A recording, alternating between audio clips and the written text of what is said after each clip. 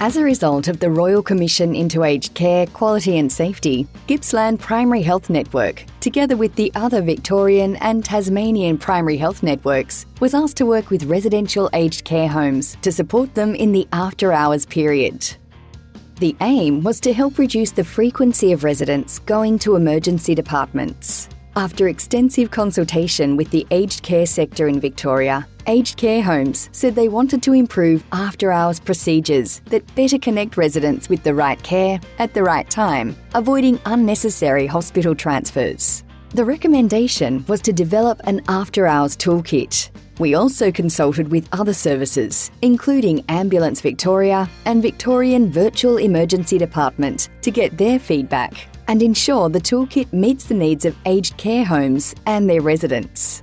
The After Hours Toolkit includes the After Hours Audit Tool, designed to support aged care homes to conduct a self-assessment and to review processes and procedures. This is useful for new staff and to support night shift staff. The Medical Support Checklist can be used when a resident becomes unwell and for liaising with other medical professionals such as Ambulance Victoria and Victorian Virtual Emergency Department.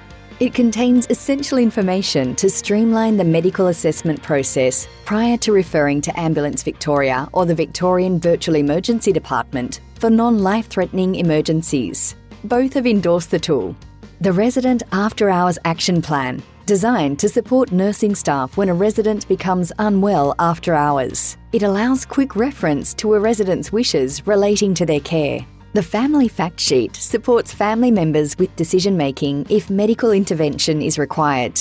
It discusses the way care is sought in the after-hours timeframe, helping to make use of video telehealth where required. This is also available in many translated languages on your PHN website. The toolkit can support resident care planning already in place. The development of after-hours action plans in particular is an integral part of work in aged care homes and can be built into the aged care homes assessment frameworks. As part of the aged care reform, in future, similar information will be accessible on My Health Record through the Aged Care Transfer Summary to further support transitions of care. Hello, I'm Deo, the Facility Manager at Mekocare O'Mara House. We've been using the toolkit since it was released. The staff have found it invaluable, especially new staff.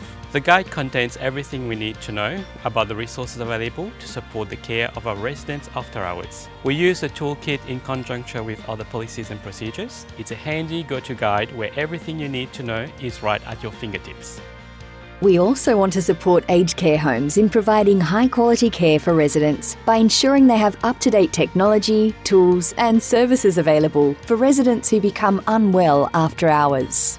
We support homes to assess existing capabilities and requirements for telehealth consultations. If new equipment or minor changes to infrastructure are needed, we offered grants to cover this cost. We are delighted so many aged care homes took up this opportunity. All primary health networks in Victoria and Tasmania have consistent tools and resources to support our aged care homes. If you have any questions about the toolkit or telehealth equipment in your area, please contact your local network. In the near future, our aged care homes will hear more about My Health Record and aged care transfer summaries. There will be excellent training opportunities to help aged care staff identify residents who are showing signs of deteriorating health. A great way to keep up to date with information is to visit your local Primary Health Network website. You can also subscribe to the Gippsland Primary Health Network Aged Care newsletter.